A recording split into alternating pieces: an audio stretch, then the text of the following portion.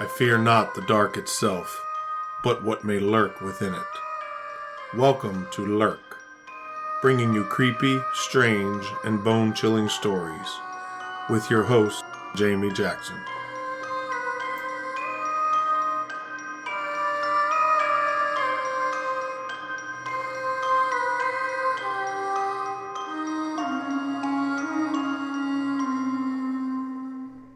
Hey lurkers, welcome to episode 55. Today I'm going to be telling you about the disappearance of Glen and Bessie Hyde back in 1928. I was searching for some ideas on missing 411 cases, and this one popped up. At first I wasn't really sure if it should even qualify as a missing 411 case, and I wasn't certain that it was really all that mysterious. But there are some strange points and certainly a couple of twists that make this one an interesting story. So we're going to start where any good story starts, at the beginning. Glen Roland Hyde was born December 9th, 1898, and was 29 years old in 1928 when he disappeared. He was 6 feet tall and had brown hair. Glen was raised in Hanson, Idaho, and attended the University of Idaho. He worked as a farmer in the area and was also an avid outdoorsman. Bessie Louise Haley was born December 29, 1905. She was 22 at the time of her disappearance.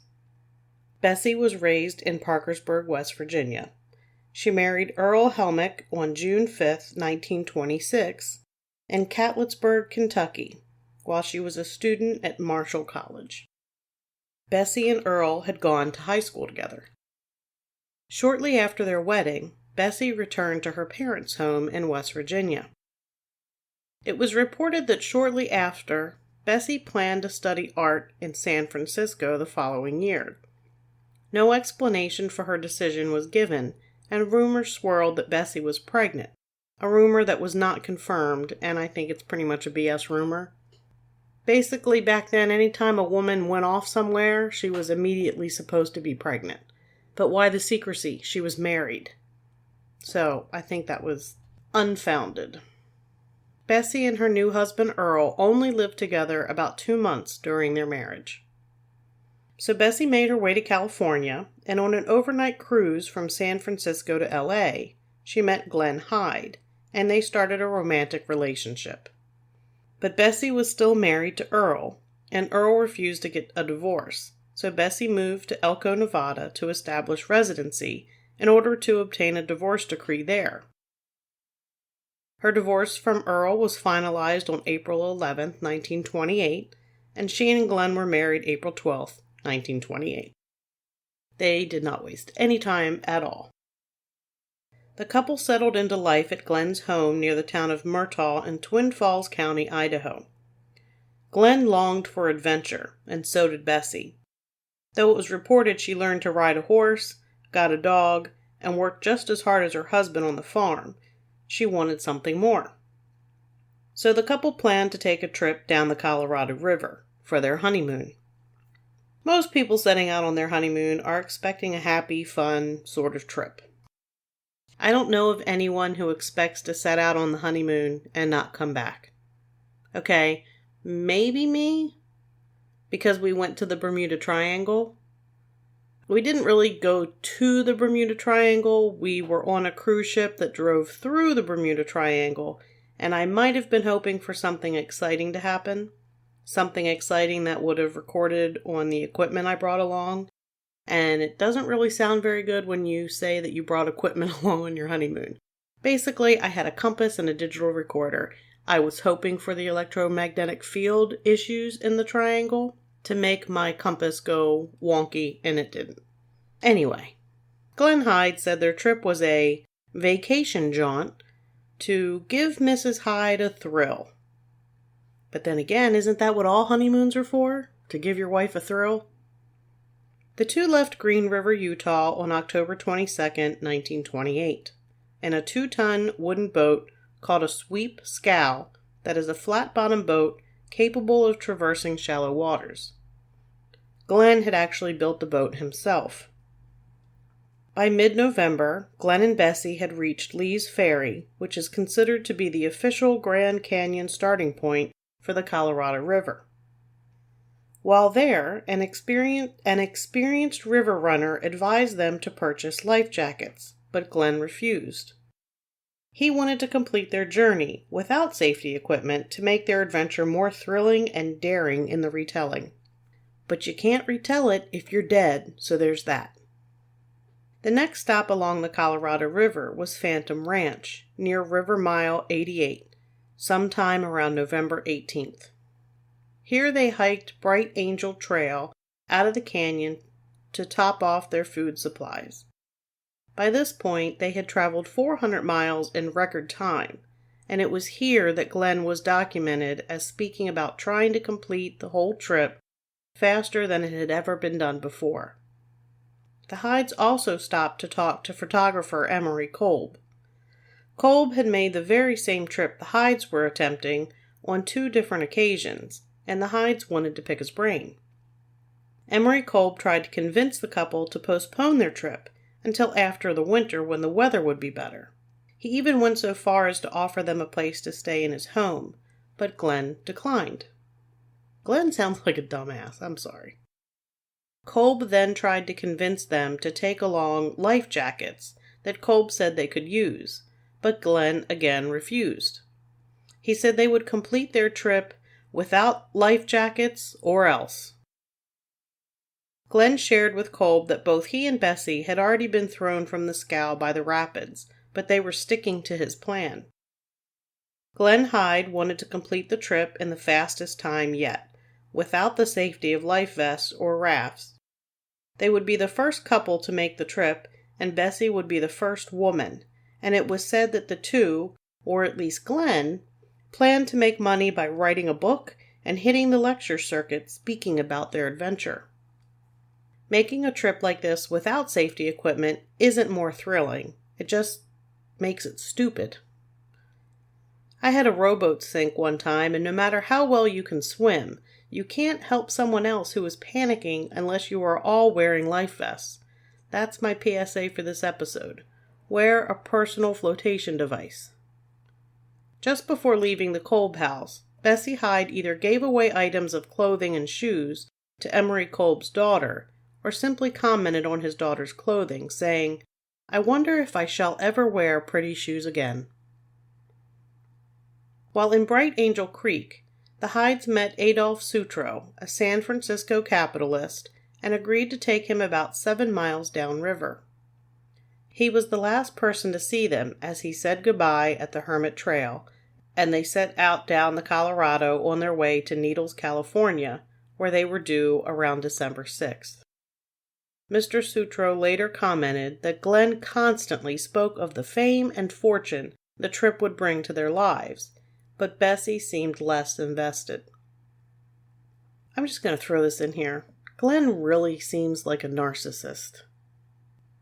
2 days after leaving Emery Kolb's house, Glen and Bessie Hyde disappeared. When Glen and Bessie Hyde didn't arrive in Needles, California, their families became concerned. Authorities were notified and a search was started. Those familiar with traversing the river said that at this time of the year, the Colorado was at its low flow period and is virtually impassable by boat below the canyon walls. Should the Hydes have managed to shoot the rapids below Bright Angel Trail, their homemade scow might be stranded on a sandbar in the desert. Native Americans living along the river between Needles and the Mojave Desert Reservation, 50 miles north, reported no boat or sign of the couple had been seen in that district. The area between Bright Angel and Needles is wilderness, or at least it was back then, with only a few scattered Native American villages. Mr. Haley, Bessie's father, contacted West Virginia Governor Gore and asked for help. Governor Gore telegraphed the War Department requesting that a search for Mr. and Mrs. Hyde of Parkersburg be instituted. Major General John L. Hynes of the 9th Corps area in San Francisco was directed December 20th by Secretary Davis to search by airplane through the Colorado River Canyon from Bright Angel Trail to Needles, California. Roland Hyde, Glen's father, posted a $1,000 reward, which would be equivalent to just over $16,000 today. P.P. Paparall, the assistant superintendent of Grand Canyon National Park, headed a search along with a tri-motored Army plane and Native Americans. Emery Kolb was also called in to help assist in a search.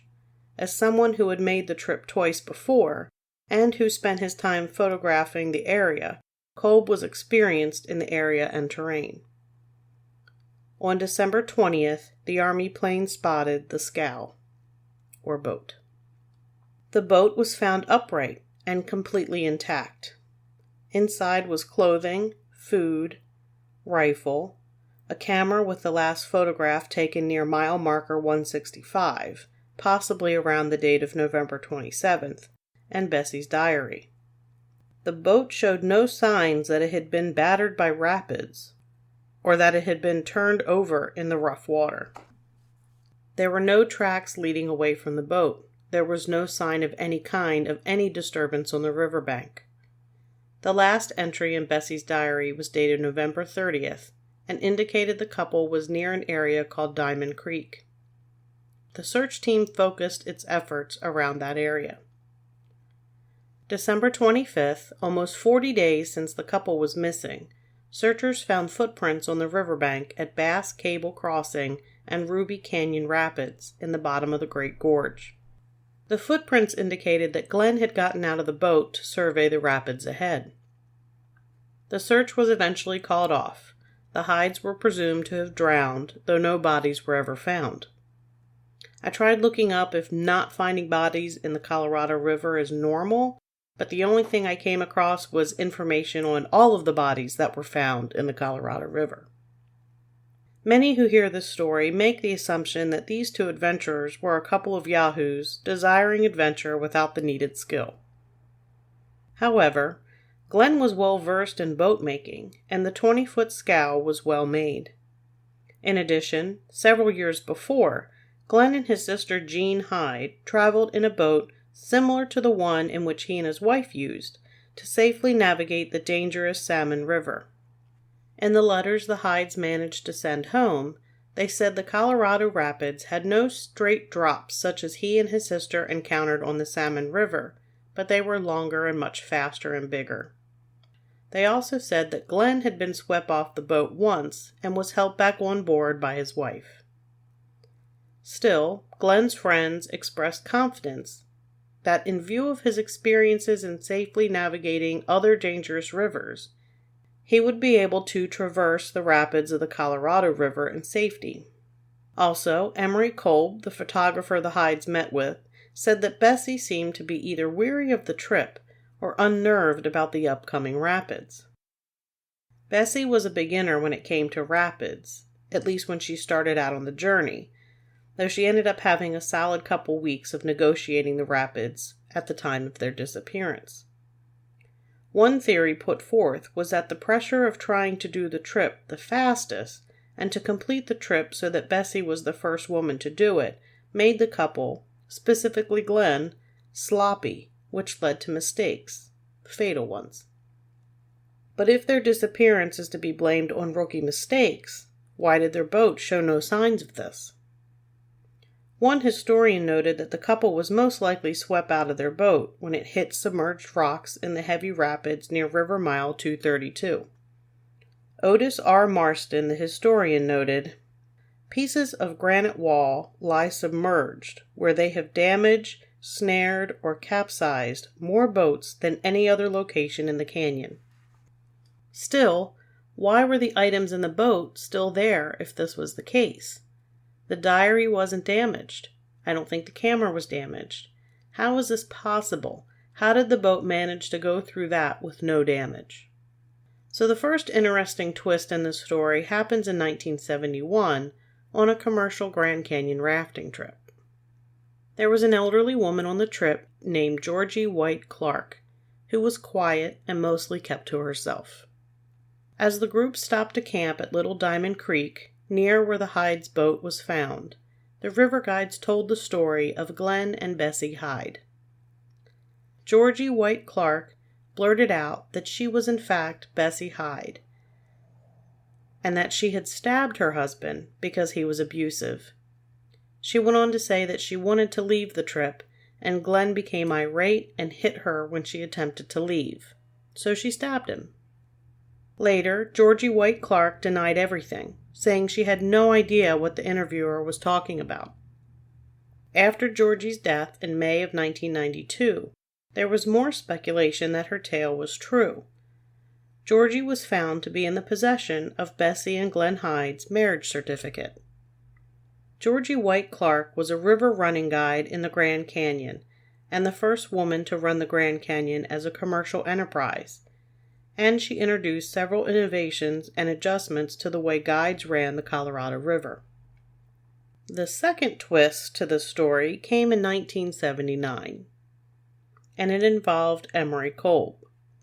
You'll remember that he was the photographer that the Hydes spoke with, and he also headed up part of the search party when the Hydes went missing. When Emery Kolb died, a shoe, some clothing, and skeletal remains were found in a canoe in Emery Kolb's garage.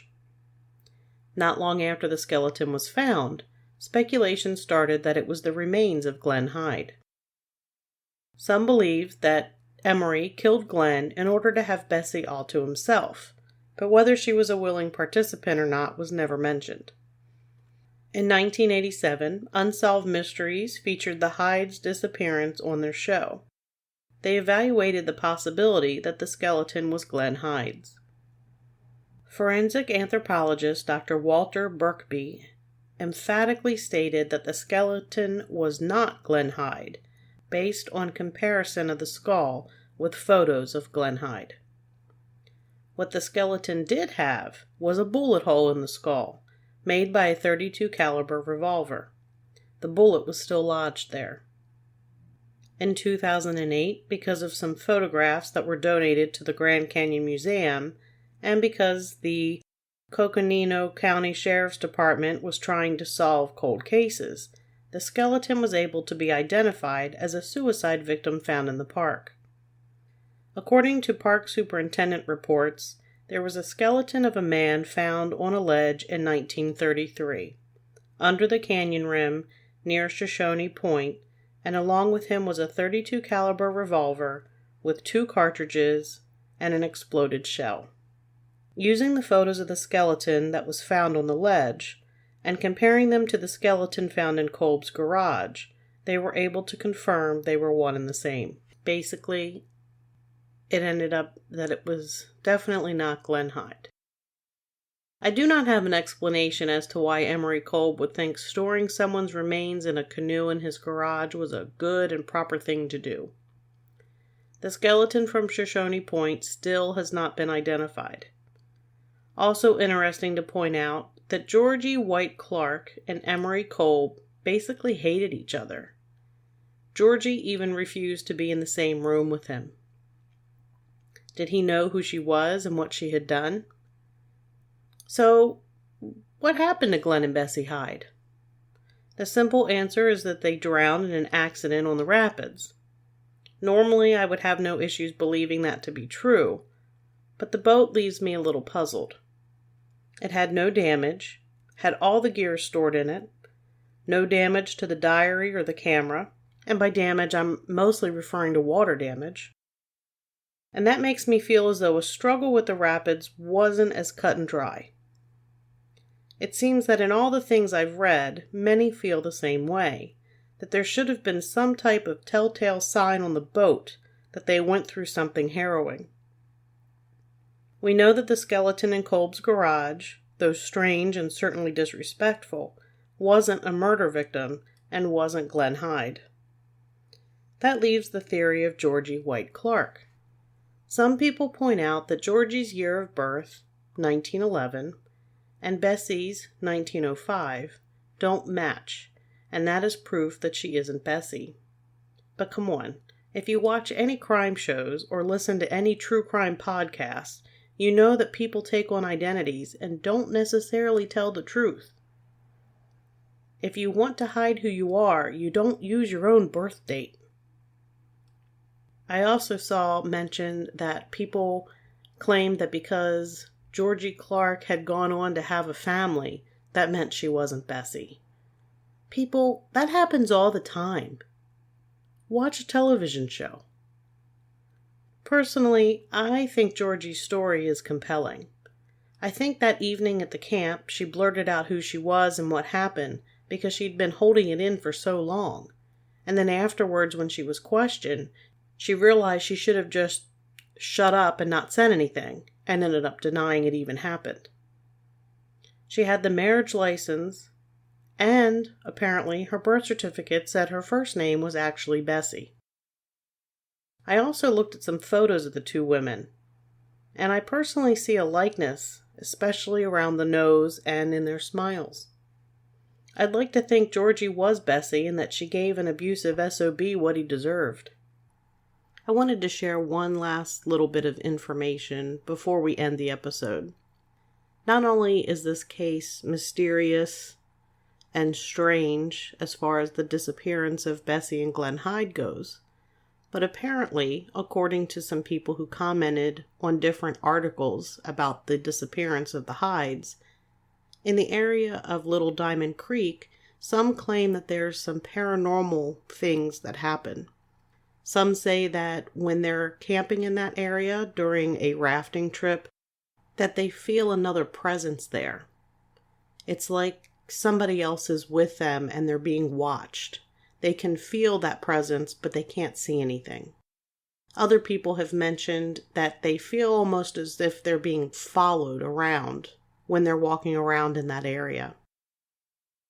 Is it the Hydes? Who knows? That's going to do it for this episode. You can find all of our episodes wherever you enjoy listening to your favorite podcast.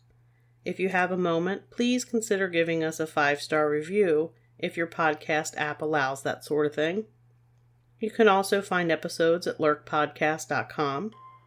And if you've been listening to us through Facebook, be aware that Facebook is no longer going to have podcast episodes on their pages after June 1st.